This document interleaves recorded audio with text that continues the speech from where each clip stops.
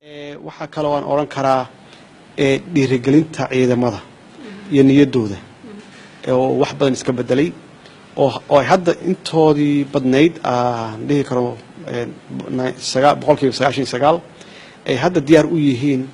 inay u dhintaan dalkooda si ay uga xoreeyaan cadawga ku soo duulay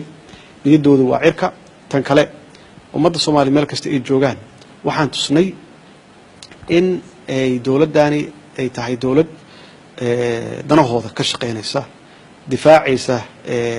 qaranka ummadda Soomaaliyeed annagoo tuseena inaan nahay dad aqoon-yahano ah musuqmaasuq ka fog sacrifice u sameeyay dalka si kastaba ha ahaato waxaan qabaa in aan waxyaabo badan ku soo biiranay inkastoo aan leenahay waxaan sameyn doonaa haddii Ilaahay yiraahdo waqtigan waan ugu yar yahay oo waxaan haysanaa 8 bilood oo loo baahan yahay inaan hawlo badan ku qabanno waxaan rajaynaynaa inuu Ilaahay noo fududeeyo kaligeena wax ma qaban karno waxaan u baahanahay shacabka Soomaaliyeed inay taageeraan meel kasta ay joogaan gudaha iyo dibadda tan kale waxaan ku guuleysanay inaan isku xirno shacabka Soomaaliyeed gudaha iyo dibaddaba oo aan gelino rajo weyn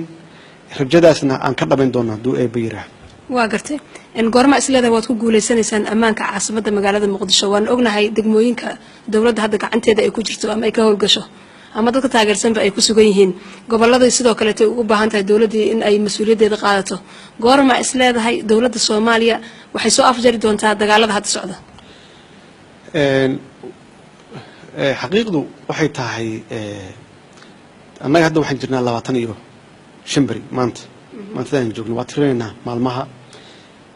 saasaan u tirinaa macnaan tirinayna waxa weeye qorshaan leenahay qorshahaasna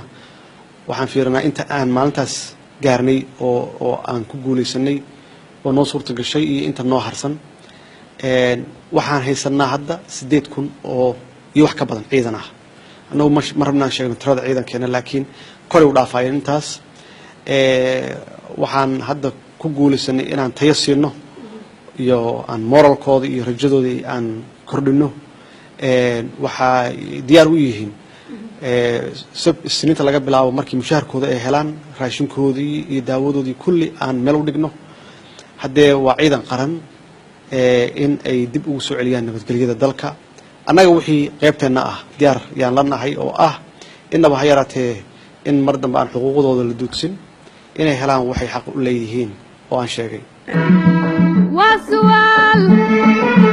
دعوينا ماذا حدا لنيسر وسؤال دعوينا ماذا حدا لنيسر هل كد حلو قدوني هل كد حلو قدوني قدوينها لويدي واتلمان لداهو دقداكما هبوري واتلمان لداهو دقداكما هبوري هادو دقن وفيرصو هادو دقن وفيرصو جيد داي دقسي